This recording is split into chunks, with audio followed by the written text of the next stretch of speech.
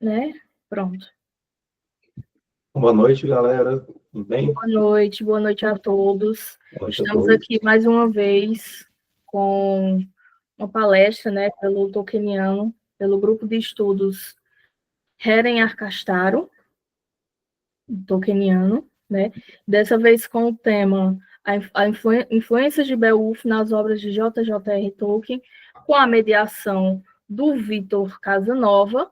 O Vitor, ele é bancário, engenheiro, com graduação em Direito e é leitor e estudioso do legendário de Tolkien. Né? Atualmente navega pelas sagas nórdicas que inspiram o professor durante toda a sua vida. Vitor, bem-vindo e o palco é seu. Obrigado, gente. Primeiramente, eu agradecer imensamente pelo espaço, tá? Pelo convite do Tolkieniano, tá? O grupo de estudo nosso, Heren Arcastaro, e é um prazer enorme estar aqui com vocês, tá? Vamos lá. Como eu disse lá na apresentação que foi postada, eu sou estudioso amador, tá? Então, eu não sou acadêmico, tá? Eu leio por conta própria, adoro ler, e vou ser bem sincero, eu estou nessa bem profundo assim na questões do legendário do Tolkien, e agora saindo um pouco lendo o que o Tolkien leu, né, há um ano e pouco, tá? Bem sincero, não tem muito tempo, então eu não tenho uma bagagem profunda e muito menos acadêmica, tá? Porém, como eu disse, eu gosto muito de ler e pesquisar. Então esse tema me chamou a atenção, por quê? Porque essa obra, tá? E eu não sei se quem está ouvindo aqui já leu, tá? Se não leu, vale a pena ler, independente de Tolkien ou não, porque é um manuscrito muito antigo, tá? A obra de Beowulf, ela data, na verdade, assim, ela foi escrita por um poeta anônimo, tá? A maioria desses poemas, desses escritos da época do anglo-saxão, nórdico antigo, tá? Eles não têm um nome do poeta, tá? Que escreveu. No caso do Beowulf, ele foi composto ali dos estudiosos, acho que por volta do século VIII ao século XI, tá? Porém, essa história, que digamos assim, é o ingrediente principal, tá? É o principal ingrediente dentro do caldeirão das ideias do Tolkien, ela data ali do início do século VI, tá? Por volta do ano 516, 510, 516 depois de Cristo, tá? E ela é uma obra épica, né? Ela foi composta em inglês antigo, tá? Narra as aventuras do herói Beowulf contra monstros. E esse manuscrito, que é o Cotton Vitellius, ele é um dos manuscritos mais antigos e completos em anglo-saxão, tá? Ele é muito estudado por arqueólogos, historiadores, né, ingleses. Só que tem uma curiosidade, que é o seguinte: ele não se passa na Inglaterra, ou na região que a gente conhece hoje como Inglaterra, tá? Ele se passa na Escandinávia, mais ou menos ali no sul da Escandinávia, tá? Isso seria a região ali da Dinamarca, Suécia.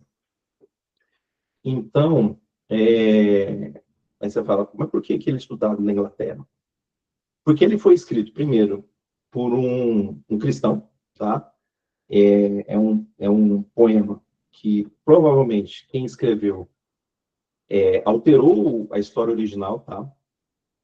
Trouxe o cristianismo, né, para uma história pagã e escreveu em inglês antigo, tá?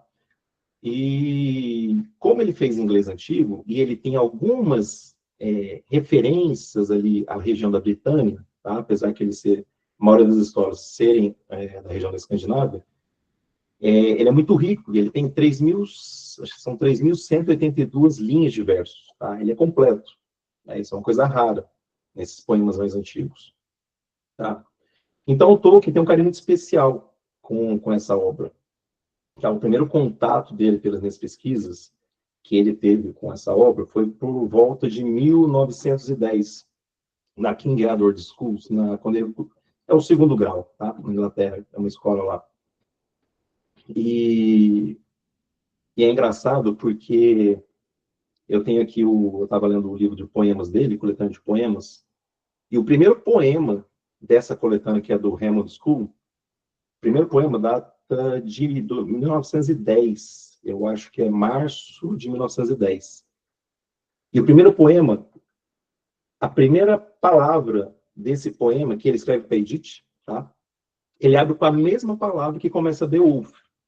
Tá? Em inglês antigo é Hoyt, e ele traduzido para o inglês é Lo, que uma tradução para português significa veja, olha, né? É como se fosse um poema que é cantado, né? Naquela época, seriam bardos que cantam essas histórias, e seria chamando a atenção para uma história que vai ser contada. Então, o primeiro poema dele que se tem notícia, né? Que se tem escrito, e começa com a mesma palavra que Beowulf. Tá? Então, isso é bem interessante. Em 1915, tá? Eu vou traçar aqui um paralelo para vocês entenderem a importância de Beowulf, tá? Depois eu conto um pouco da história de Beowulf, mas para vocês entenderem o peso que ele tem no legendário do Tolkien, tá? Então, em 1915, tá? A gente já está falando de 1915, em junho de 1915, o Tolkien em Oxford, né, já se formando, ele se formou na escola de letras e literatura inglesa.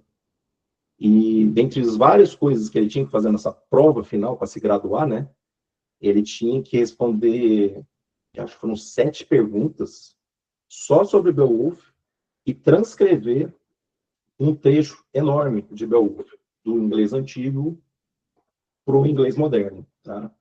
E ele tirou, né, não precisa nem falar, né, gabaritou tudo, né, tirou nota máxima lá, enfim, com um bom mérito. Então, ele tinha uma paixão já por Beowulf há muito tempo, desde a época da adolescência dele, tá? E ele começou a lecionar em volta de 1920, em Leeds, na Inglaterra, e ele começou a lecionar dando aula de inglês antigo e sobre Beowulf, tá? Era um dos poemas principais dele.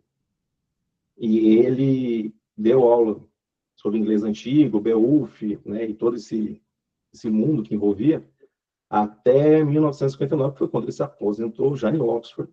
Tá? Então, ele lecionou sobre Beowulf por quase 40 anos. Tá? Então, é um poema que permeou a vida inteira dele. Em 1924, ele começou, tá, a tradução dele, do poema do inglês antigo, para o inglês moderno. E tanto em verso literante, tá, que é um poema enorme, né, ele fez a tradução em verso literante, tá, encaixando as rimas, né, a rima não, as palavras, né, o inglês antigo, o inglês moderno, e também em prosa, tá, e ele terminou ambos em 1926, tá. Porém, nunca publicou, né, talvez alguns já saibam, porque o cara Tolkien é extremamente perfeccionista, ele reescreveu esse poema várias vezes durante a vida dele. Então, mas ele terminou inteiro em 1926. E aí, só 90 anos depois, mais ou menos, o Christopher, filho dele, postumamente publicou, né, em 2014, Beowulf, a tradução do pai dele, tá? Que é considerado uma das melhores de toda a história. Tá?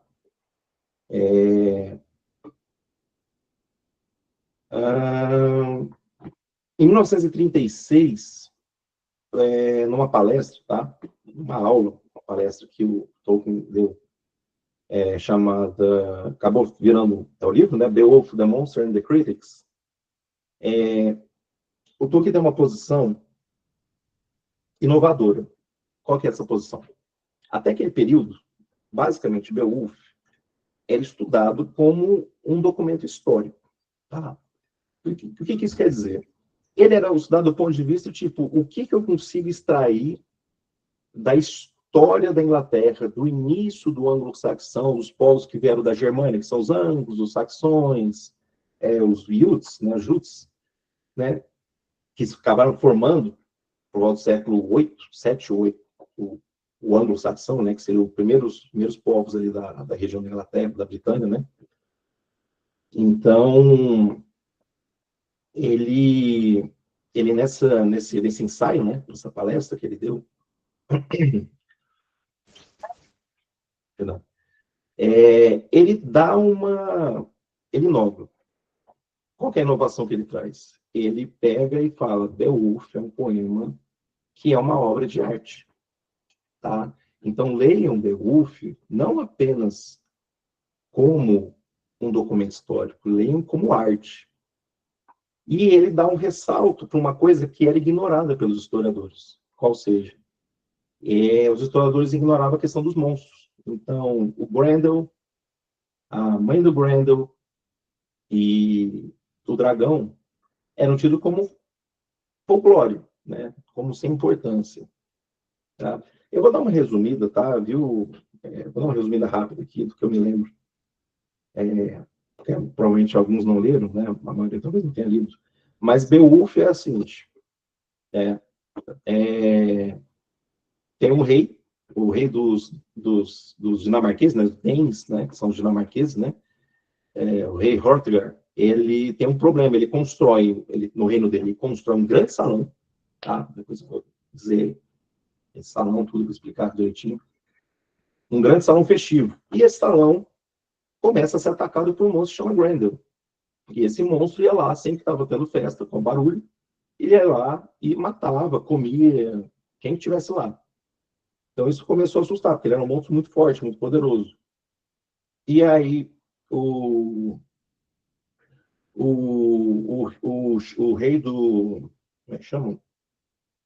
O rei da Suécia, vamos dizer assim, né?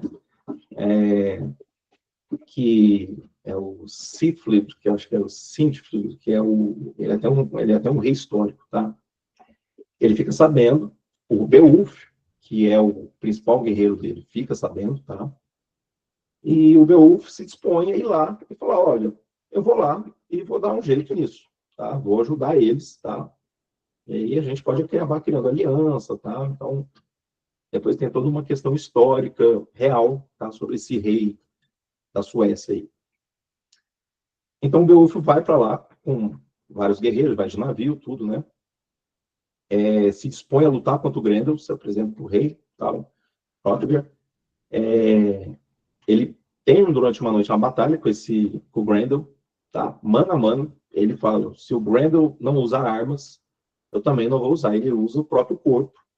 Dizem que ele tinha uma força de 30 homens. Então, nessa luta com o Grendel, quando o Grendel agarra ele, achando que ia dilacerar ele segura, enrijece, e o Grendel se assusta, porque ele consegue segurar, o Beowulf segura a força do Grendel. E aí o Grendel começa a querer fugir.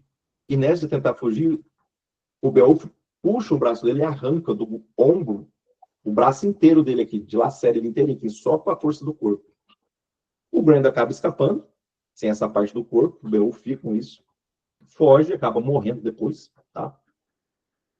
Eles comemoram. No meio dessa comemoração, aparece a mãe do Grendel, vai lá, mata na verdade, um dos soldados mais queridos, um amigo pessoal do rei Hrothgar, e foge. E o Beowulf vai atrás dela. Chegando lá, o Beowulf tem que entrar numa cachoeira, né? Tem que atravessar uma cachoeira, mergulhar e sair lá dentro. Ele vai sozinho, né? Pede para as pessoas, não, eu vou sozinho, tá? O pessoal fica meio com medo, tá? Enfim. E ele chega nessa caverna, encontra ela, usa a espada dele quebra. Ele começa a ter uma luta corpo a corpo com ela. Ele acha uma espada diferente lá, uma espada, digamos assim, gigante, tá? Não mágica, uma espada gigante. E ele consegue cortar a cabeça dela. Num golpe, ele corta a cabeça dela. Derrota a mãe do Grendel. Volta, conta a história dele. O rei Hrothgar agradece demais, dá N tesouros para ele. Enfim, ele volta como um grande campeão. Retorna para o reino dele, tá? A Suécia lá. E o rei dele ficou muito orgulhoso, né? Aí a história corta, passa-se um tempo, e aí é o Beowulf velho, digamos assim, já idoso. Passam-se 50 invernos, 50 anos. Beowulf virou rei dos daneses, tá? Desculpa, rei dos suecos, tá? aí na Suécia. E no meio lá já devia ter seus 70, 80 anos, aparece do nada a questão de um dragão que começa a atacar o povo da região dele. Tá? E ele junta o pessoal, fala, vamos enfrentar esse dragão, vamos matar ele. O pessoal sai do planeta desse dragão, encontra o dragão. O Beowulf fala, não, pode deixar que eu enfrento ele sozinho. Ele acaba indo, vai um companheiro também dele, o único que se dispôs aí, de não deixar o rei para trás. Beowulf tem uma luta bem violenta com esse dragão, acaba conseguindo matar o dragão, porém ele é ferido mortalmente e acaba morrendo. Ele mata o dragão, mas encontra seu destino ali. Tá? Esse é o resumo de Beowulf. Beleza? Então, o Tolkien, nesse ensaio, ele traz muita importância dos monstros, tá? De serem analisados não como um mero folclore, mas com uma questão de que esses monstros têm uma representatividade extremamente importante dentro da história. Então, ele quis dizer nesse ensaio que as pessoas enxergassem Beowulf não como uma peça de manuscrito para ser estudado como história, mas principalmente como uma obra de arte, uma peça cultural para ser analisada. Tá? É um ensaio muito bom, eu li ele, tá? Eu tenho até que reler, tá? Que eu recomendo todo mundo, The Monster and the Critics. Então, ele defendeu a importância desses elementos fantásticos na obra, né, de Beowulf. Ele destaca muito o conceito de coragem nórdica. Esse conceito de coragem nórdica está permeado em toda a obra do Legendário, praticamente. Tá? E tem até uma figura do manuscrito medieval, né, ilustrando uma cena de Beowulf. E um dizer do Tolkien, que os monstros não são uma aberração irrelevante. Eles são essenciais para o poema. Então, vamos lá. Influências dessa obra de Beowulf e o Hobbit. O dragão Smaug. Em Beowulf, tá? Eu resumi bem a história para vocês, eu vou entrar em alguns detalhes agora. Em Beowulf, o dragão guarda um tesouro em uma tumba. Em Hobbit, o Smaug, na montanha solitária, também guarda o tesouro dos anões, né? Que é dele, que ele toma. Então, quais são os paralelos aqui? Eu não entrei nesse detalhe, mas vamos lá. O dragão de Beowulf, a história conta basicamente o seguinte: existia um povo, tá? Uma família, muito abastada, juntou, depois de muitas batalhas, né? Muitos problemas, intrigas, conseguiu juntar um grande tesouro. Só que esse tesouro, para aquela família, era uma família muito avarenta, né? Egoísta, muito orgulhosa. E eles se apegaram muito a esse bem material, a esse tesouro.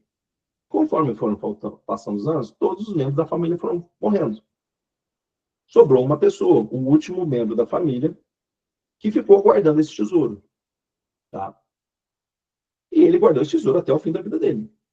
Esse cara desapareceu e, passado um tempo depois, no lugar onde ele enterrou esse tesouro, onde ele guardou esse tesouro, aparece um dragão que toma esse tesouro para ele. Tá? Em determinado momento, uma pessoa dessa região onde o Beowulf já rei está, essa pessoa de uma vila próxima, acha esse tesouro, vê o dragão dormindo em cima do tesouro, tá? Estou contando Beowulf, tá? E ele pega uma taça, que estava lá, uma taça grande, cheia de gemas e coisas em cima, ele consegue pegar essa taça, sorrateiramente essa taça, e levar embora. Tá? Então, o ladrão, o dragão acorda, percebe que não tem o tesouro lá, faltou uma parte do tesouro. Né? Então, falou, um ladrão levou meu tesouro. Então, ele acorda e toca o terror nas vilas próximas ali. Por isso que Beowulf vai lá para tentar matar ele. Então, o primeiro paralelo que a gente tem aqui é uma história de dragão com tesouro. Tá? Então, despertado por uma taça. A gente sabe que no Hobbit, a primeira coisa que o Bilbo faz quando entra lá, né, no covil do Smaug, ele pega uma taça e rouba uma taça e leva para os anões, para mostrar, olha, eu sou capaz, eu consegui roubar. Então é a mesma, quase, não vou dizer que é uma cópia, mas é um paralelismo muito próximo, tá? E aí a gente está falando de 1937, tá? Hobbit, publicado em 1937. Então, estava todo vapor aí a imaginação do Tolkien com Beowulf. O paralelo que a gente tem é o poder destrutivo imenso, tá? Ambos os dragões, a gente sabe, Smaug, e o do Beowulf também, né? Não preciso nem dizer, é um dragão sem nome, tá? Assim como a mãe do Grendel também não tem nome, tá? São poderosos, dragões poderosos, até que o dragão de Beowulf consegue matar o Beowulf. Doença do dragão, avareza, tá? Que é a maldição do tesouro em Beowulf. O Tolkien, aqui a gente já vai entrar numa questão mais paralelismos feitos pelo Tom Shipp, tá?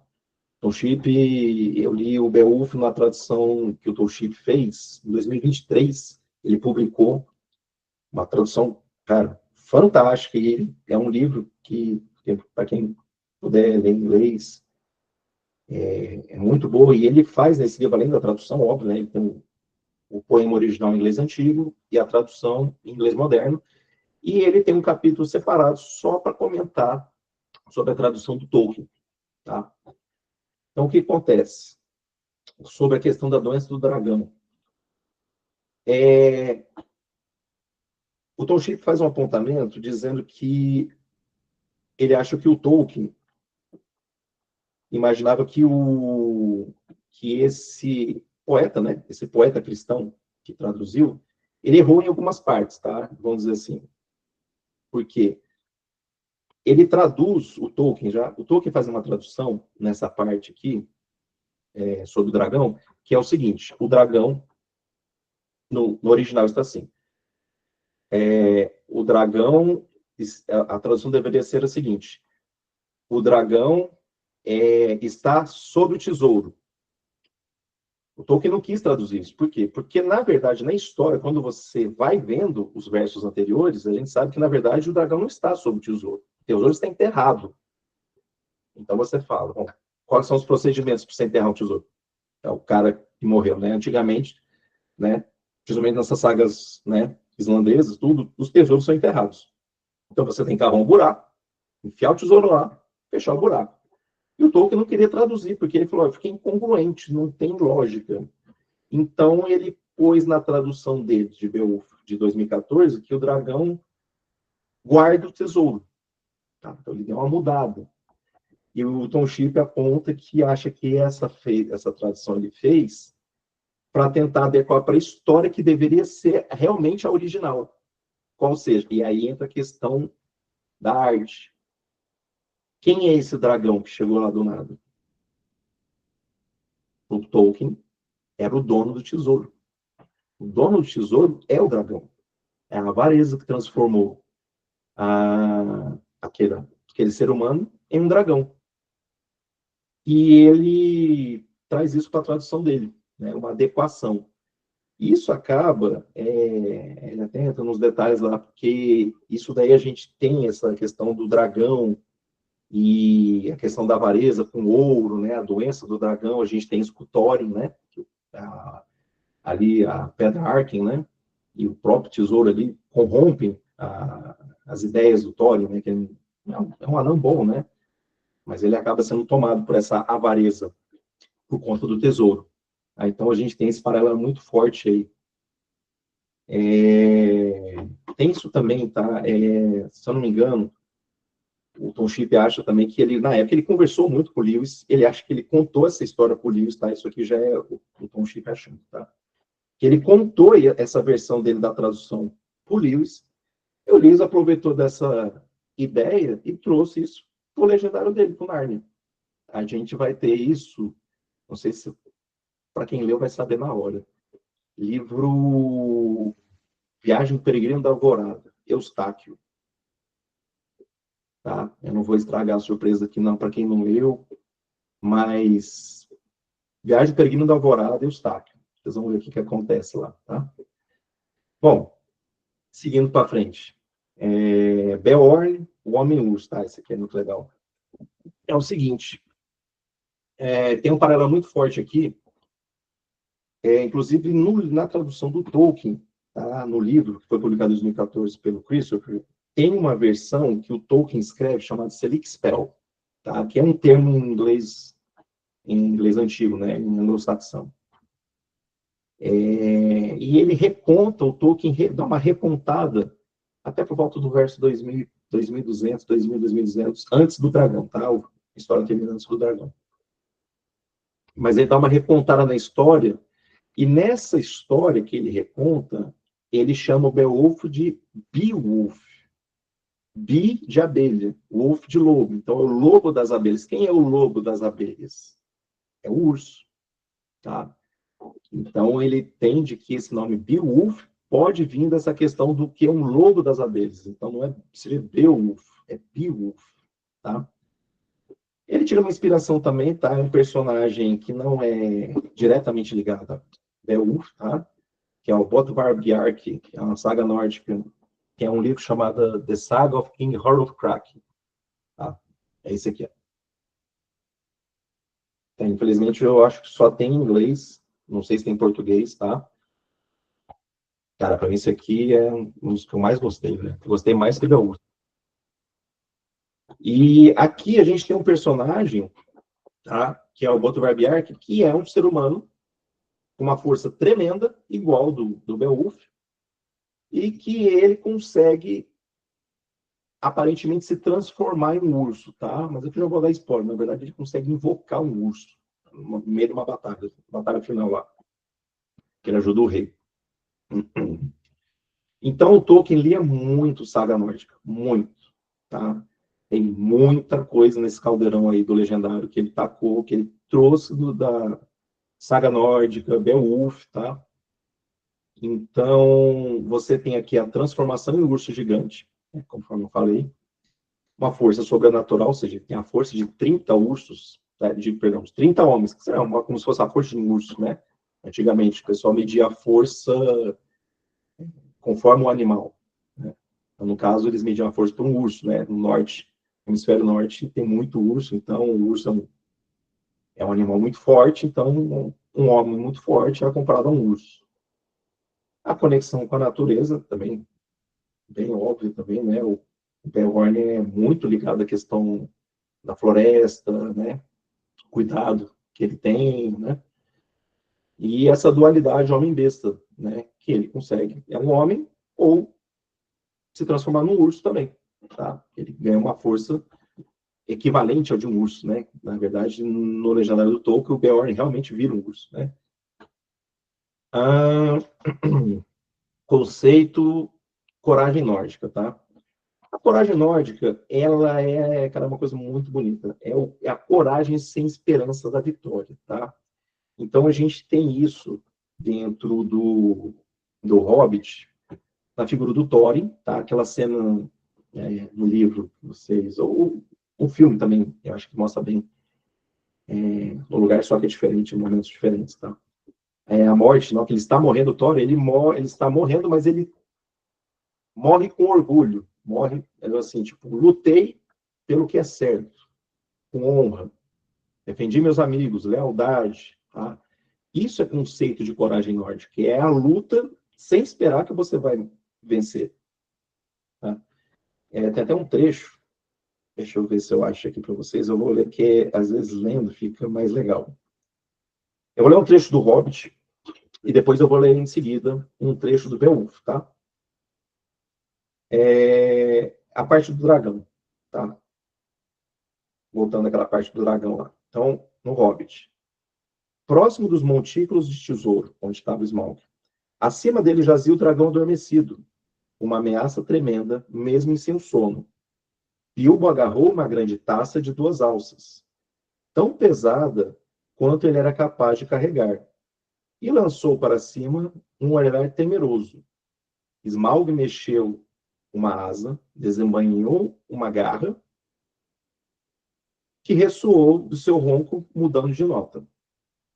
Em Beowulf, a parte que eu falei que um cara vai lá para roubar, acha o tesouro do dragão no Beowulf, é escrito assim, em prosa, tá? A tradução do Tolkien.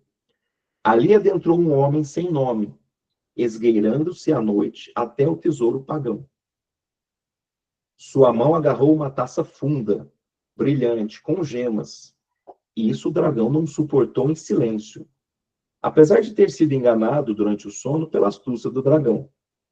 As pessoas ficaram sabendo, a gente do povo vizinho, que ele ficou deveras furioso. Então aqui tem até, eu lendo agora, estou me lembrando do povo vizinho. No Hobbit a gente tem aquela vila, eu esqueci o nome, tá? Daquele povo que fazia negócio com os anões, né? Que tem até o Bard, né? Que é o que mata o Smaug, né? Então, até aqui, ó, até fiz o destaque aqui, ó. Luta por honra e lealdade, Bart enfrenta Smaug. Aquela batalha que tem até um dizer, eu não fiz o destaque aqui, mas tem uma parte que o Bart fala para o Smaug, a fala dele é bem representando a coragem nórdica, tá? E a resistência contra probabilidades esmagadoras, óbvio. Quem é que vai apostar num homem contra um dragão? Né? Mas a luta é nobre, a causa é justa, não me importa se morrer desde que eu consiga cumprir a minha missão. Então, esse basicamente é o conceito de coragem nórdica. Aqui eu fiz um destaque, tá? Dos meus achados na pesquisa. Eu acho que está até esse aqui deve estar no trabalho publicado. A doença do dragão se apoderou de Thorin, assim como o tesouro amaldiçoado corrompia os homens em Beowulf. Como é que tá aí, Laís? Tá tudo bem? Sim, sim, tudo certo, só apenas alguns comentários. Tá. O pessoal aqui perguntou Ah. se... deixa eu ver aqui. A Sabrina perguntou, acha que isso da perda do braço pode ter sido inspiração para o Tolkien fazer o Beren perder a mão? Olha, eu não achei nada sobre isso. Acho que não. Não porque são seres opostos, né? O Beren, ele é um ser nobre, né? O Grendel não. O Grendel é um monstro, é a representação do mal. Tá? Então eu acho que nesse caso não. Talvez nesse caso eu acho que não. Aí o pessoal continua aqui falando sobre nas Crônicas de Nárnia, né? Que o Sobrinho do Mago é um bom livro e tudo mais. O pessoal pediu para você colocar o nome do livro que tu mostrou no chat. The Saga of King Harulf. Deixa eu ver se eu consigo escrever aqui. Peraí.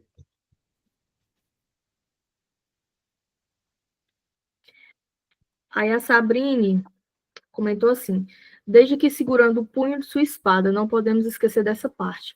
Até o rei Alfredo, catolicíssimo, pediu sua espada para morrer segurando-a. A Cibele, honra e coragem que faltaram no antigo rei da cidade do lago, sobraram em Bard. Sim, deixa eu aproveitar e fazer um destaque aqui. O Rei do Lago também, ele tem, não sei se vocês vão lembrar, ele tem essa questão do apego, lembra? Até quando o Bard, depois que matou o Smaug e já resolveu tudo, o Bard, ele dá boa parte do tesouro, a cota parte dele lá, ele dá para ele ajudar a reconstruir, ajudar o povo, né, a reconstruir. E, na verdade, o que acontece com aquele prefeito ganancioso? Ele acaba sendo corrompido pela doença do dragão. E acaba morrendo, né, se perdendo por conta disso. Então, você tem também essa questão da avareza, né, presente nele. Tá? Bem lembrando.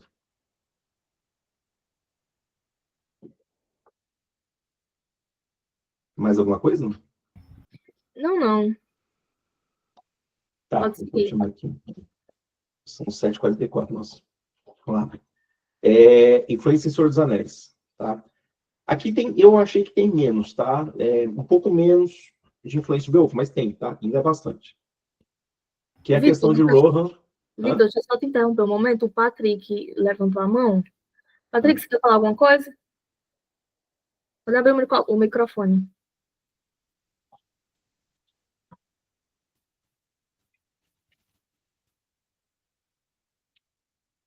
Patrick?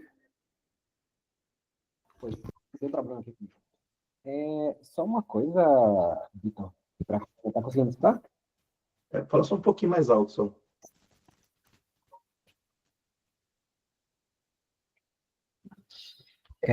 Só uma coisa para complementar o que você falou. Na Idade Média, você falou, né, que eles fazem o processo de tradução dessa mudança que é feita. Só que isso, na verdade, era tido como normal, porque nesse período, o tradutor ou copista, ele era uma espécie de coautor. Então, eles mudavam a narrativa de acordo com suas visões religiosas, políticas, tanto que existe uma série de versões das mitologias do rei Arthur, de Beowulf e de outras lendas por causa disso, porque o tradutor chegava lá e botava a sua versão. Então, por isso, existem tantas e tantas versões dessas obras que foram encontradas posteriormente. Só depois que veio essa ideia de tradutor que tem que manter o texto o mais fiel possível. Né? Sim, perfeito, é isso mesmo. O tradutor de Tolkien, né, o tradutor de Beowulf, os historiadores acham que foi ali por volta do século 8, 10, né, que é o início da cristianização ali, por volta do século 10, a cristianização da região ali da anglo-saxônica, né?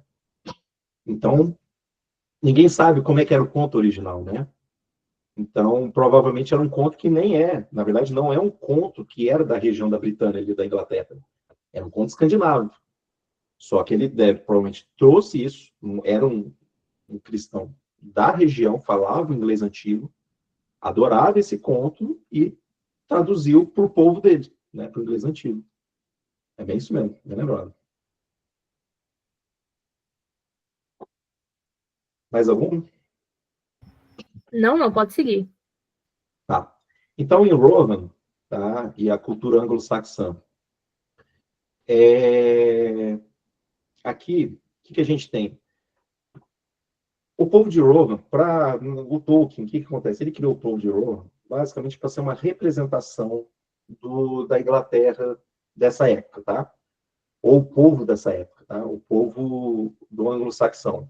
Tanto é que a língua, o anglo-saxão é falado em Rohan, né? Ele meio que deixa transparecer que a língua é a anglo-saxã que eles falam lá. Tá? Inclusive, tem uma cena bem bonita. Eu falo do filme, tem também no livro, mas do filme que é o canto da morte do filho do Telga, né? É bem bonito. Ele é cantado todo em uma adaptação, né? Fizeram para o inglês antigo, para a atriz cantar. Então, Meduseld ecoa Helroth, de Beowulf. Tá?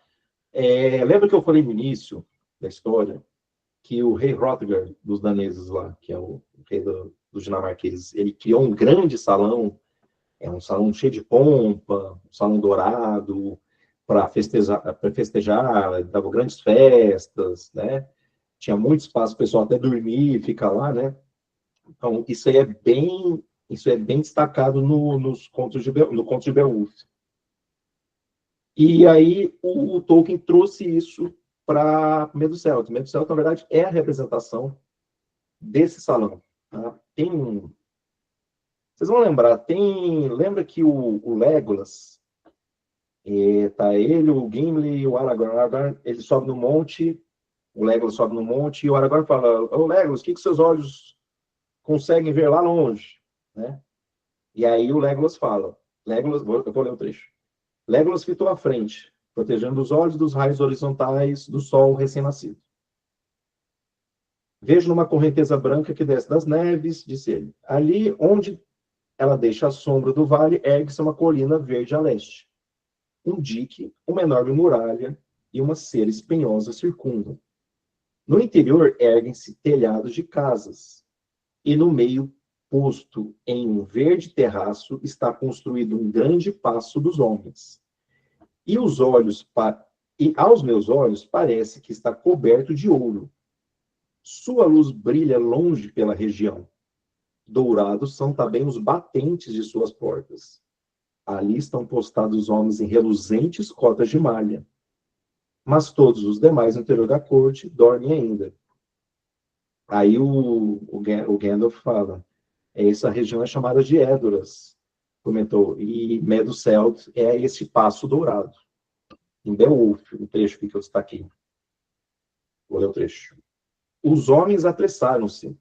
Isso aqui eles estão chegando, tá? Beowulf está chegando lá no rei Hrothgar, com o exército dele. Os homens apressaram-se, caminhando juntos, até conseguirem divisar o salão erguido, enfeitado de ouro brilhante, mais afamado dentre todas as casas sob o céu entre os habitantes da terra, onde morava o poderoso senhor Hrothgar. Sua luz se estendia sobre muitas regiões. Tá? Você vê que tem uma descrição bem parecida com a que o Legolas dá. ênfase na cavalaria e lealdade, tá? Tem essa questão da cavalaria e da lealdade dos guerreiros, tá? Isso tem em Beowulf. Isso é bem explícito em Rohan, tá? E a língua e tradição dos Rohirrim. A língua e a tradição dos Rohirrim é muito parecida com a de Beowulf, que na verdade são os anglo-saxões, tá? É um povo guerreiro. Basicamente, os anglo-saxões naquela época eram um povo guerreiro. Tá? Um anel e a doença do dragão. Tá?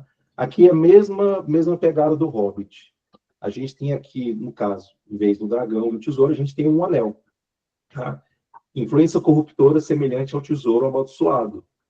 A avareza e paranoia de Gollum e outros portadores e a luta contra a tentação do poder. Tá?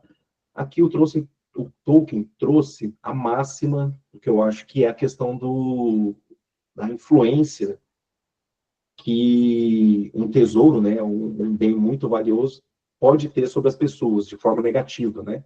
Então, no caso de um anel, né, ele é imbuído desse poder já de trazer um lado ruim das pessoas, né? Até que o Gandalf não queria nem chegar perto, né? Pegar um anel, conseguiu corromper um Maiar, né? Um grande Maiar, que é o Saruman, né? E essa questão como se fosse uma doença do dragão, tá? Essa questão do ser um anel de ouro, tá? E, inclusive, essa questão de anel, antigamente, né, as sagas nórdicas, tem muita descrição sobre anel, poder de anel, tá? A pessoa tem muitos anéis, ele é um grande doador de anéis, tá? Isso é bem presente nos livros que o Tolkien lia na época, tá? Talvez tenha sido até uma das possíveis inspirações aí para o anel de ouro. Na verdade, tem dentro desse livro que eu passei, tá? Quem lê, se alguém for ler, depois me fala. Tem uma parte aqui que eu não vou dar spoiler, não, mas tem um conto específico sobre um determinado anel, que por conta deste anel, neste conto da saga do rei Hrothgar, e aí vai lembrar a questão do Gollum, o Sméagol, né, com aquele primo dele, que ele mata, né, quando ele descobre o anel 500 anos atrás, tem um rei que é morto pelo irmão por conta desse anel. É um outro anel, tá? Mas aí não é Beowulf, é outro livro. A gente tem a coragem diante da desesperança, tá? Isso aqui também é dentro de Frodo e Sam e Mordor, né? Então, Senhor dos Anéis, a gente sabe que essa questão da coragem, e eu falo isso aqui é bem explícito, isso aqui é a coragem nórdica, tá? Aquela coragem que o Frodo Sam tem, tipo assim, olha, a gente não vai voltar, tá? Mas nós temos que fazer o que é certo, tá? Em Beowulf, o Beowulf, ele tem algumas passagens que ele vira para o rei e fala: vou enfrentar o Grendel, vou enfrentar a mãe do Grendel. Se eu não voltar, saibam que eu fiz a minha missão e cumpri ela com nobreza. Tá? Então, essa questão da coragem nórdica reflete muito isso, a coragem sem esperança da vitória, tá? Por fazer o que é certo. Então, a gente tem isso dentro dos contos do Beowulf, tá? Nas falas do Beowulf, quando ele enfrenta, inclusive, o dragão no final, ele resolve enfrentar o dragão, o dragão no final do Beowulf que mata ele, né? Ele vai lutar sozinho. Ele fala, pessoal, não precisa de nenhum. Eu dou um jeito sozinho. Ele já é um senhor, né? Um rei muito antigo já. Então, esse aí tem a essência da coragem nórdica de Tolkien, do que ele leu, esses livros, na obra do Beowulf, dentro do legendário, dentro do Senhor dos Anéis. Mais espelhado, na minha opinião, também no Aragorn, tá? O Aragorn tem muito da coragem nórdica, e no Frodo e no Sam.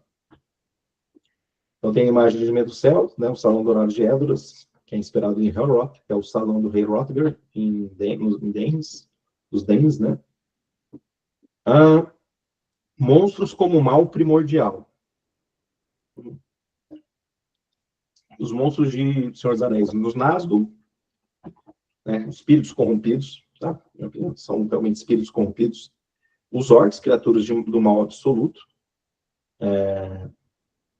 E a Laracna, que é descendente das trevas, né? Que a gente considera a Laracna descendente de Angônia, tá? São encarnações da escuridão, descendentes de Caim. Isso, em Beowulf, é muito forte nos monstros, tá?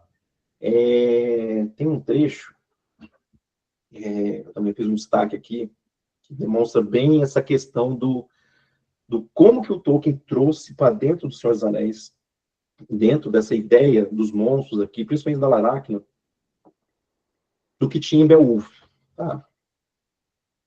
A questão dos monstros como um mal primordial. Então, no Senhor dos Anéis, eu vou descrever lá, acho que é no livro 4. Não, perdão, livro 4. Quando está na toca da Laracna, tá? Então, Senhor dos Anéis. Laracna. Ela tinha muitas saídas de sua toca. Ali habitara, durante eras, um ser maligno em forma de aranha, da mesma espécie que vivera outrora na terra dos elfos do oeste, que está agora sob o mar. Como os que Beren combateu nas montanhas, de terror em Doriath, tá? É a região de Belém. Chegando assim até Lúthien, na verde clareira, entre as cicutas ao luar, muito tempo atrás. Nenhuma história conta como Laracna chegara até ali, fugindo da ruína, pois dos anos sombrios vieram poucas histórias. Em Beowulf, lá no começo mesmo, por volta do verso ali 80, 85, tá? Tradução do Tolkien, vou ler aqui. Sobre o Grendel. Grendel chamava-se aquela criatura, aquela feroz criatura, o mal afamado que assombrava os limites da terra, que guardava as charnecas, a fortaleza dos brejos, e, infeliz dele, por muito tempo habitou o lar da espécie dos Trolls, pois o Criador o proscrevera com a raça de Caim. Tá? Aqui é a questão do cristianismo. Esse derramamento de sangue, quando Caim matou Abel, o Senhor Eterno vingou. Tá? Isso eu estou lendo do Beowulf, tradução do Tolkien. Ele não se alegrou por seu feito violento, mas Deus o expulsou por esse crime, para longe da humanidade. Dele nasceram todos os bandos maléficos, ogros e goblins e formas pavorosas do inferno. E os gigantes também, que por muito tempo combateram Deus. Por isso, ele lhes deu sua retribuição. Então, percebe que tem um paralelo muito, muito próximo da ideia do mal primordial, tá? Você vai ter isso também no Silmarillion, tá? Tem mais forte até a questão do Silmarillion, do mal primordial. Mas vocês têm isso muito forte também no Beowulf, espelhado aqui nos monstros do Senhor dos Anéis.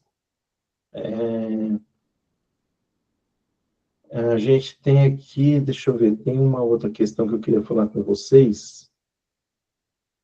E aí já é uma observação, vamos lá, que o Tom Schick faz na tradução, tá?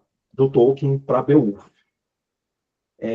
Tem um trecho, tá? Inclusive é nesse trecho, eu acho que foi nesse trecho que eu li, que fala sobre goblins, ele fala sobre ogros, trolls e goblins, tá?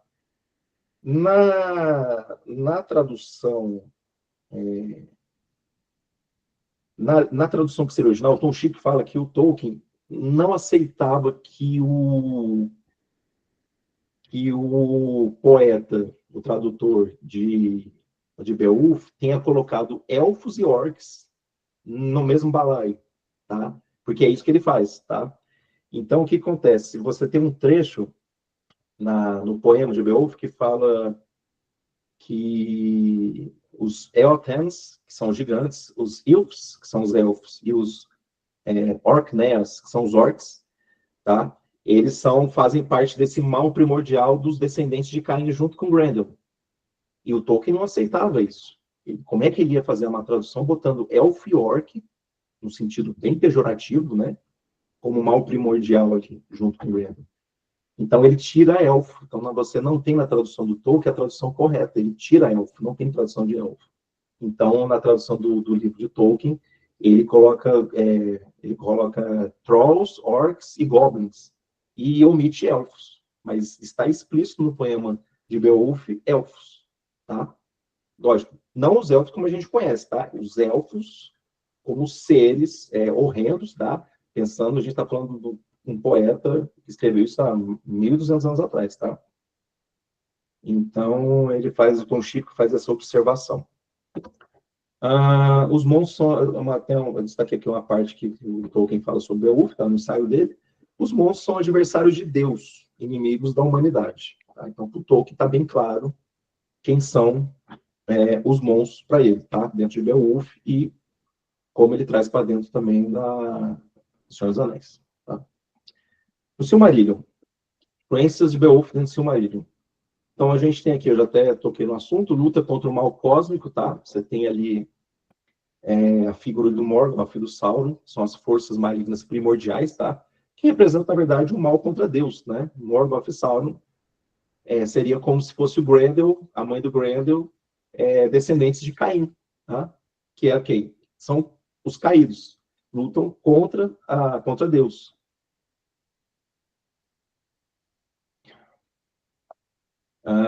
Então eu faço aqui um paralelo com Beowulf, que são monstros como adversários de Deus, tá? Ele traz isso bem forte no Silmarillion, tá? Isso aqui é bem destacado, tá? Essa questão do Morgoth, do Sauron, tá? Quem já não sabe como é que é. Escalada épica, batalha entre o bem e o mal em proporções cósmicas, tá? Então, a gente tem isso em todas as quedas dos reinos ali, né? O mal derrubando todos os reinos de Beleriand, né? E tendo que vir uma ajuda divina depois para derrotar ele. A mesma coisa no Akalabeth, depois com o Sauron, né? Enfim. Você tem aqui, deixa eu fazer primeiro aqui, tesouros cobiçados, que é a Silmarils, tá? De novo, tá? E a gente está falando aqui do Silmarillion, só para lembrar, né? O Silmarillion, ele escreveu aqui os contos perdidos ali, já em 1920, já estava pronto, tá? A ideia base do Silmarillion estava pronta. Então, as Silmarils, que são as joias de poder e beleza. Então, por mais que as Silmarils tenham uma coisa divina dentro delas, a cobiça, né, traz a questão do orgulho e aí corrompe. Né? E a gente fala do Fëanor, que é um dos heróis trágicos da história, né? Que ele se corrompe, porque ele é a criação, é a obra-prima do Fëanor, né? Mas, por conta dessa obra-prima, ele acaba enfrentando até os Valar, né? E aí ele vai, deixa Valinor, né? Aman, vem para Beleriand, né? E é morto em seguida, enfim. E aí você tem, por conta do juramento, né? Aquele juramento, você tem a queda de todos os reinos de Beleriand, dos filhos dele. Tá? Então, o Tolkien deixa isso bem, bem explícito, tá?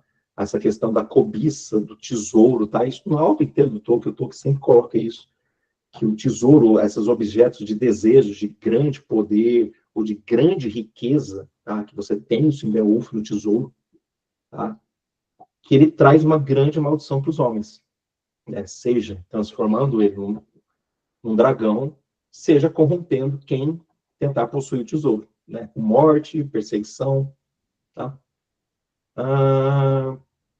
Paralelo, heroísmo diante da derrota. Tá. Vamos falar aqui agora do Túrin. Tá? Para mim, eu acho que Coragem Nórdica e Os Filhos de Húrin é tudo a ver. Tá? A Coragem Nórdica de Tolkien ali, ele imbuiu no Túrin Turambar e no Húrin, tá? Húrin Talion, essa questão da coragem nórdica. Então, o Túrin. Vamos lá, vamos começar pelo Húrin, tá?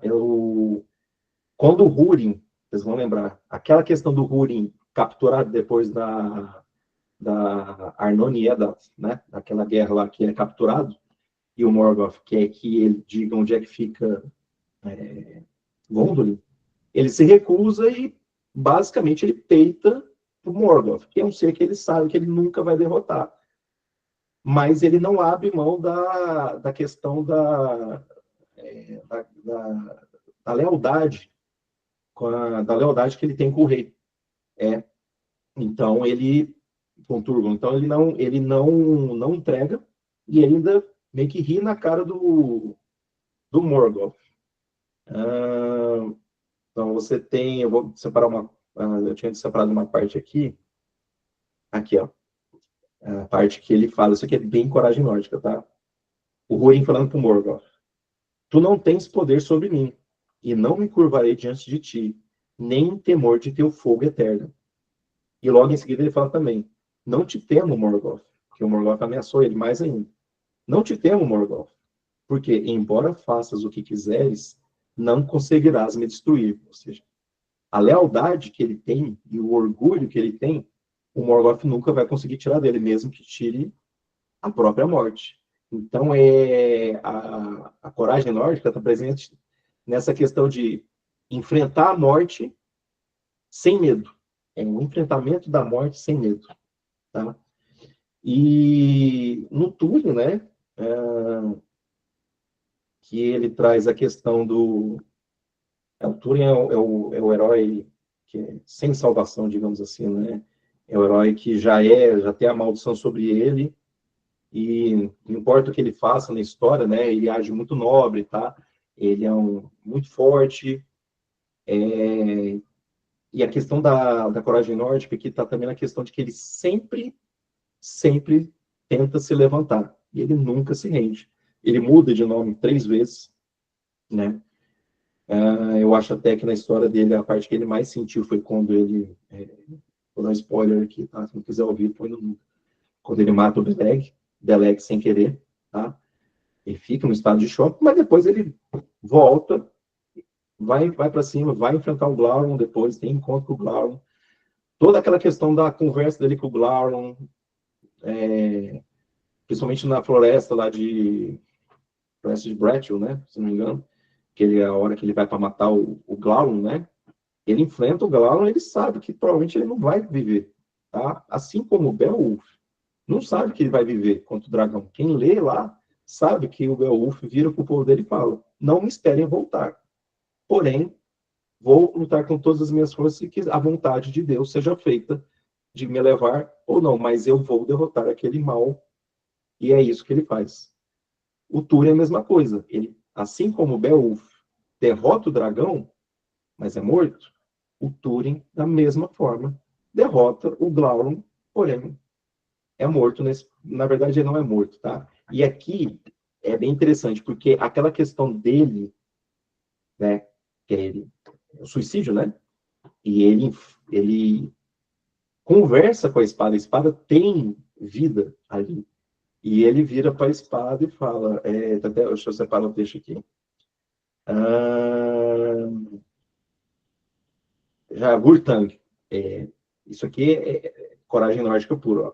Salve Gurtang, espada de morte. Aceitas Túrin Turambar e me matarás com rapidez? E a espada respondeu, sim. Bebo o sangue de quem me usou injustamente. Sim, te matarei rapidamente. Ou seja, uma morte. Até na morte, no suicídio, ele consegue trazer uma questão de honra, de nobreza, na própria morte dele, que ele busca, tá? E outra coisa, tá? Que eu não...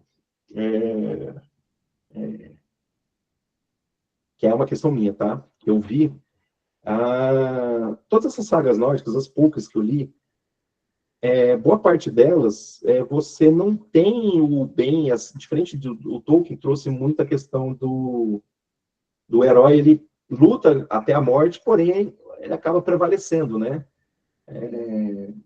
Frodo e o Sam, né, acabam que não morrem no final, eles, né, com todo o sacrifício, perda de dedo, tudo, eles conseguem salvar, né, a humanidade. Você tem no Hobbit também, né, um final feliz, né? O Contra os Filhos de Húrin é o único do todo legendário dele que não tem final feliz. O cara morre no final. Todo mundo morre. Húrin morre, a mãe dele morre, a irmã dele morre, Túrin morre, enfim.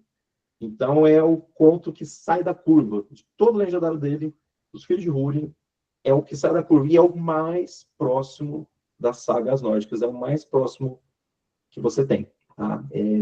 Se você falar assim, qual que é a história de Tolkien, do Legendário, que mais se aproxima de contos de Beowulf e contos nórdicos, é Os Filhos de Húrin.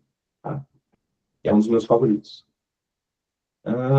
Você tem aqui, continuando, Destino e Inevitabilidade, temos de Beowulf, Transitoriedade da Vida, tá? No Silmarillion, que era dos Reinos Elfos, tá? No Beowulf, essa transitoriedade da vida, e isso que o Tolkien fala no Monster and the Critics, tá? No ensaio dele de 1936, que ele diz que, na verdade, o enfrentamento dos monstros que o Beowulf tem, por mais que ele seja, quando você vai lendo Beowulf, você praticamente transforma o Beowulf num deus. Fala assim, esse cara nunca vai morrer. Esse cara nadou dias no mar, matou serpes no mar, matou Grendel, matou monstro, todos os monstros. Mas aí a questão de que ele morre no final, quando você lê, você entende que, na verdade, assim, por mais que ele seja a força de 30 homens, tenha a força de um urso, que ele tenha se tornado rei e se consagrado durante toda a vida, todos os atos dele são heróicos, tá? Ele é um ser humano e ele morre no final. Tá? Então, o dragão de Beowulf traz um sentido muito de tipo, não importa o quanto você lute, no final da sua vida, você vai acabar encontrando um dragão. Tá? O final do ensaio dele é bem nessa pegada. Tá? Tem uma frase bem parecida com essa. No Silmarillion é a queda dos reinos élficos, ou seja, o Tolkien é bem claro que nada é perpétuo. Tá? A queda dos reinos, surgimento e queda faz parte da história. Tá? A filosofia, lutar mesmo quando a esperança é escassa, exatamente isso. E o valor da nobreza na resistência. Tá bom? Eu destaquei um outro trecho aqui, que é em O Silmarillion, como em Beowulf, a grandeza humana e élfica é medida não pela vitória, mas pela coragem diante da derrota inevitável. Bom, porque já são 8h12. Como é que tá aí, Laís? Alguma coisa aí? Apenas alguns comentários do que vai falando, né? A Cibele perguntou assim, esse heroísmo e a luta contra o mal possibilitam uma relação também com Don Quixote de Cervantes? Não, sei, eu não li Don Quixote. Esse eu não conheço. Mas eu acho que sim, tá? Eu acho que sim. A pouca ideia que eu tenho de Don Quixote, eu acho que sim, tá? Um pouco antes, a Sabrina perguntou assim, tá falando das traduções, né? E antes de ser um conto escrito, foi provavelmente passado por muitos anos como tradução oral, onde também se perde um pouco do conteúdo ou se acrescenta. Verdade. É isso aí. Perfeito. Vitória, a questão com a irmã dele é muito trágica, também me lembra do Édipo Rei. Aí ela continua, trágico a lá Shakespeare, eu não esperava que todo mundo morre no final. Fica mal acostumada com o Senhor dos Anéis. Pois é, esse aí é Os Filhos de Húrin, um conto bem à parte. E basicamente isso, né? Os outros são mais comentários assim. Tá. Só para tentar finalizar aqui, os elementos comuns nas três obras, tá? Aqui eu fiz um gráfico meio que... Eu fui juntando, né, uma colcha de retalho aqui, fiz um gráfico aqui para mostrar as influências em cada uma das três obras, tá? Coragem Nórdica, né? Então, os pontos principais aqui o Hobbit, Thorin na batalha, desculpa, Senhor dos Anéis, Frodo em Mordor e Silmarillion, Túrin Turambar, tá? As questões de coragem nórdica. Monstros como mal. Então, você tem isso no Hobbit, o Smaug. No Senhor dos Anéis, você tem os monstros, tá? Nazgûl, Aracnos, Orcs. E no Silmarillion, os maus primordiais, né? Até coloquei aqui Morgoth, os Balrogs, né? Enfim. E tesouros cobiçados. Né? Esse aqui é bem claro. Também no Hobbit você tem o tesouro do Smaug, no Senhor dos Anéis, um anel, e na Silmarillion, a Silmarils. Tá? E aí eu fiz um gráfico aqui de intensidade de influências. Tá? Então, para mim, coragem nórdica, ela se sobressai mais no Senhor dos Anéis, tá? Com a questão do Frodo, do Sam, do Aragorn também, tá? Você tem isso também no Legolas, enfim, é muito forte. O heroísmo trágico, tá, no Silmarillion, mais por conta, principalmente, do conto dos Filhos de Húrin, tá, e do Fëanor. Os monstros, eu acho que no Hobbit e no Senhor dos Anéis, mas principalmente no Hobbit, porque a figura do dragão no Beowulf é muito forte, e no Hobbit é também uma das principais, tá? E a cultura anglo-saxã também, que eu acho muito forte também no Senhor dos Anéis. Então, o legado de Beowulf no Hobbit de Tolkien, tá? Então, basicamente, Beowulf é um épico anglo-saxão, tá? Tolkien, como filólogo, cientista de línguas, né? E escritor, né, literário, absorve toda a essência de Beowulf, né? E traz isso para o legendário dele, tá? Que acaba se transformando numa literatura fantástica moderna, né? Que é, para mim, a obra-prima do século XX, tá? E até hoje, tá? Para mim, não tem nada que supere Senhor dos Anéis, Silmarillion, tá? Construção do legendário, tá? Sim, mitologia para a Inglaterra, tá? Isso aqui eu acho que algumas pessoas já devem saber, tá? Porque o Tolkien sempre quis escrever ele achava a mitologia para a Inglaterra muito fraca. Tá? Ele achava que a Inglaterra em si, tá? Inclusive, eu acho que tem uma passagem, não sei se é ele que fala, ou se é um dos estudiosos dele que fala, que ele não gosta muito dos contos arturianos, tá? Ou ele gosta, mas assim, ele acha que é muito Grã-Bretanha, não Inglaterra, tá? Então, em Beowulf, querendo ou não, apesar de ser um épico anglo-saxão, ele não se passa nem na Grã-Bretanha, né? Ele se passa na Escandinávia. Então, ele tenta buscar muito essa origem, tá? Até uma questão até dos povos góticos, tá? Tem isso no livro, eu acho que é no Road to Middle-earth, o Tom Schiff fala muito sobre isso, que tem um povo gótico, tá? Que teoricamente chegaram lá pós-queda do Império Romano, tá? A gente está falando do século V, 480, tem um povo ali germânico, que são os góticos, o Tolkien ficou viciado nesse povo, tentando descobrir tudo sobre eles, tá? Para tentar descobrir a origem do povo dele, né? Escrever alguma coisa, enfim. Tá? Tem essa questão do povo gótico aí também, que teve muita influência aí na vida acadêmica do Tolkien, tá? A estrutura épica, né? Grandes batalhas entre o bem e o mal, tá? Isso tem Beowulf, muito inspirado pelo legendário do Tolkien. Linguística, né? Não precisa nem falar, na verdade, ele criou as línguas antes das histórias, tá? O professor dele falou, tá, o que você vai fazer questão de língua? Não existe língua sem povo. Então, Tolkien basicamente começou legendário, depois que ele já tinha algumas línguas criadas. E aí o anglo-saxão sendo muito mais forte aí, é a língua, né, do inglês antigo de Beowulf, e ele traz isso para o anglo-saxão para Rohan, né, para os Rohirrim, para Rohan, né. Impacto na literatura fantástica, modelo para o gênero, tá? Ele estabeleceu padrões narrativos fantásticos para mim.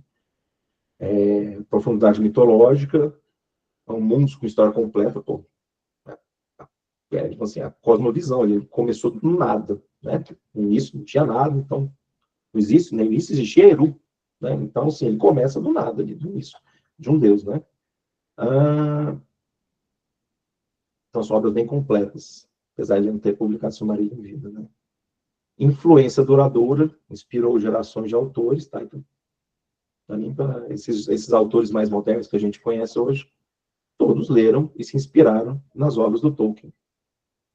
E a ponte cultural, ele conectou tradições antigas ao presente, tá? Então, assim, muita coisa dessa época anglo-saxã, ele traz para a obra dele, e eu falo até que essa questão da ponte cultural é porque, na verdade, o legendário do Tolkien é a Terra nas primeiras eras, né? Teoricamente, a gente vive hoje a sexta, sétima era, segundo Tolkien, numa das cartas que ele fala. Então, é meio que fosse uma continuação, a gente vive uma continuação do que aconteceu no mundo antigo, né? Ele como tradutor do Livro Vermelho. A transformação da tradição, tá? Tolkien não apenas preservou os valores e termos de Beowulf, mas os transformou em uma nova mitologia que ressoa com leitores modernos, conectando tradições antigas ao presente. Então, tem isso também. Então, minha conclusão aqui, síntese das principais influências. Você tem os elementos narrativos, dragões, tesouros amaldiçoados, monstros como o mal primordial, tanto em Beowulf quanto nas obras do Tolkien. Valores heróicos, coragem nórdica, lealdade, sacrifício pelo bem comum. Tá? Frodo, Sam, o rei Beowulf, que se sacrifica no final para matar o dragão. Cultura e sociedade, então você tem aqui as tradições anglo-saxãs, arquitetura, costumes medievais, tá? Ele traz muito isso no legendário dele. Para mim, a referência é isso, tá? E ele trouxe isso, não só de Beowulf, como de todos os outros livros que ele leu daquela época. Ele era muito fissurado por essa época aí, século V, VI, VII, tá? Considerações finais. As influências de Beowulf permeiam toda a obra de Tolkien. Então, desde os elementos mais evidentes, tá? Como dragões, tesouros, até os conceitos filosóficos profundos sobre coragem e heroísmo. A coragem nórdica de Beowulf encontrou nova vida na Terra-média, criando um legado duradouro na literatura fantástica moderna. Tá? Então, ele resgata muito do Beowulf. Tá? Hoje, para a gente, Beowulf é uma coisa acessível, mas para a época, Beowulf era só um objeto de estudo histórico. Tá? Ele não tinha um grande valor assim, na literatura, né? E o Tolkien trouxe isso, tá? Ele resgatou Beowulf e ele até citava muito, muitas aulas dele lá em Oxford. Ele começava a aula, aqueles professores entram na sala e saía recitando nada em voz alta lá, um trecho de Beowulf em anglo-saxão, né? Ele é fissurado nesse manuscrito. Terminei. E é isso, gente. As aqui as referências, tá? Tem algumas coisas que eu não pus aqui, tá? Mas isso aí foi tudo que eu pesquisei, o que eu li, tá? É isso, tá? Muito obrigado pela atenção. Tá aberto aí quem quiser conversar, tirar dúvida, criticar, tá? Me desculpa se eu falei alguma coisa errada, tá? Vocês me perdoem, tá? Mas é o que eu falei, sou um estudioso amador, não sou acadêmico. Beleza? Vitor, a gente tem alguns comentários aqui. Se tu quiser comentar, a Vitória falou assim: pensei aqui sobre a coragem nórdica. Meio que todos os hobbits aprendem a ter essa coragem nórdica durante a jornada deles, saindo da mentalidade do conforto do condado para a ideia. Deixa eu ver aqui. Ai, perdi. Para a ideia de morrer cumprindo sua função. Não só o Frodo e o Sam, mas também Pip e Merry, que se tornam escudeiros e lutam batalhas impensadas por eles. Faz sentido? Demais. Eu sou muito fã dos filmes, né? Então, tem nos livros, né? Mas aquela cena de arrepiar, me arrepia até hoje, quando você tem os 4 hobbits na coroação, né? E aí você tem o Aragorn saindo com a gente, com a elfa, Arwen. com a Arwen. E aí os hobbits vão fazer uma reverência e ele fala: meus amigos, vocês não devem se curvar ninguém. E aquilo ali demonstra, mais do que tudo, que assim, olha, vocês foram corajosos, que é graças a vocês que a gente está aqui hoje. Aquilo lá é o maior símbolo da coragem nórdica, reconhecida pelo Aragorn, que é o outro que também tem uma coragem nórdica enorme. No próprio ato dele, ele mostra isso. Tá? Então, demais, tem muito dos hobbits. Aí o Patrick complementa assim: na página 45, verso 465 do livro Beowulf, tem um trecho que sintetiza bem essa ideia sobre a coragem. Abre aspas. A miúde, o destino salva o homem, não fadado a morrer quando sua bravura não falta. Fecha aspas. Perfeito. Aí a Sabrine. Isso aí. Perfeito, isso aí. Comentou. A mitologia da Inglaterra seria mais como uma coxa de retalhos pela quantidade de povos e de invasões. Você tem noruegueses, islandeses, escoceses, bretões, suecos, dinamarqueses, galeses. É isso. É isso mesmo. Sibeli, é isso que também enxergo em Sancho Panza, uma coragem aprendida depois de sair do conforto, além da lealdade. A diferença é que o Dom Quixote, o mal é mais imaginado do que real. É verdade. É isso mesmo. Eu tenho que ler esse livro. Eu tenho que pegar esse livro para ler. Vou botar ele na minha fila aqui. Que esse é um clássico também. Aí a Vitória. Ontem eu reli o capítulo quando eles estão em frente ao Portão Negro na última batalha. E o Pippin deseja um pensamento que Merry estivesse ali com eles, para que pelo menos não pudessem morrer juntos. Total coragem nórdica. Perfeito. É isso aí. Aí o pessoal elogiando aqui a apresentação. O Ricardo disse que essa apresentação é a quarta Silmaril. Não foi feita por Fran, não, e sentir inveja. Nada, até parece. Mas obrigado, viu, gente? Obrigado mesmo de coração. Paola, Wallace, William, tudo dando parabéns. Fabiano tá aí? Se não tiver, porque ele ganhou o carro lá, hein? Ele tinha saído. Aí o Marcelo perguntou, o Marcelo que chegou atrasado já, como os heroísmos dos livros podem ser aplicados no tempo contemporâneo? Ele tá perguntando ou ele tá afirmando? Ele está perguntando. Como é que é? Como os heroísmos dos livros podem ser aplicados no tempo contemporâneo? Ah, cara. Aí é de cada um, mas eu acho que coragem nórdica, no sentido de... Eu não sou da área de filosofia, tá? Mas todo livro que eu leio, eu aprendo alguma coisa. E quando eu falo de aprender, cada leitura me transforma, tá? Quando o livro é bom. Tá? Tem muito livro que você lê, tem muitos livros que eu leio, paro no meio do caminho e vou ler outra coisa. Os livros de Tolkien, principalmente Senhor dos Anéis, ele toca a gente muito profundo, faz a gente repensar nossas atitudes perante a sociedade, perante nossos vizinhos, né? Desde cumprimentar as pessoas, ser educado, tentar ouvir, né? Ver o bem nas pessoas, não tentar ver só o mal, né? Eu acho que são alguns conceitos aí que dá para a gente aplicar, beleza?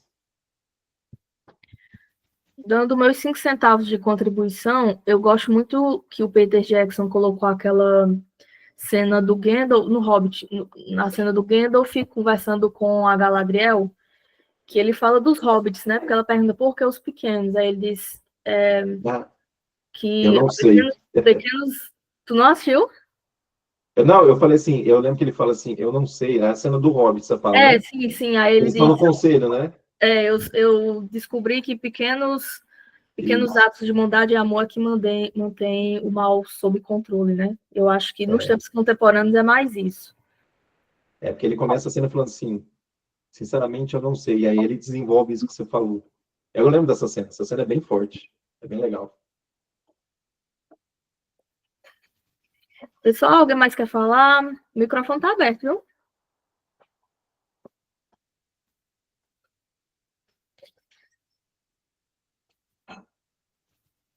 Ninguém?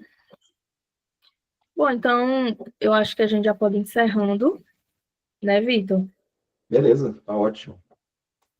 Pessoal, obrigado, viu? Olha, eu agradeço muito você, viu, Laís? Muito pela paciência, por ter acompanhado tudo aí, tá?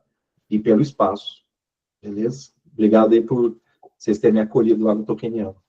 Com certeza. O Tolkieniano é esse espaço de novas pessoas, novos saberes, né? E estamos aqui. Então, pessoal, muito obrigado por terem ficado até o final. Oi? Sim, quem... Seu pai tá na live? Meu pai? Não sei. Meu pai? Sei lá, tem um Camargo aí, ó. Saiu, ó. Acho que Qual o não. nome do seu pai? Clóvis. Ele tava na live, velho. Oi, como é que ele entrou, velho? Será que ele recebeu o link? Verdade, ele tá... Ó, tá na live, seu pai tá na live, ó. Clóvis Camargo, ó. Ô, pai. Olha lá, e fez joia lá. Ó, meu pai é outro monstro de leitura também, viu? Joga ele lá no Tolkieniano também. Gente, deixa eu só fazer a finalização oficial, né? Porque a live está sendo gravada, a gente vai mandar eu vou mandar para o YouTube, né? E tudo mais. Então, de novo, né, pessoal? Muito obrigada por terem ficado até o final. Vitor, foi uma apresentação maravilhosa. Espero que você transforme isso aí num artigo, né? Perguntas e comentários, vocês podem mandar para o Vitor lá nos grupos tolkienianos, lá, né? Lá no Heren, tudo mais. A live ficou gravada. Até o final dessa semana eu mando o link, né? Esse e a do Vitor, foi do Patrick, que foi semana passada. E no mais, muitíssimo obrigado. E continuemos espalhando a palavra de Tolkien. Boa noite. Valeu, obrigado. Beijo, gente. Boa noite. Até mais. Tchau, tchau.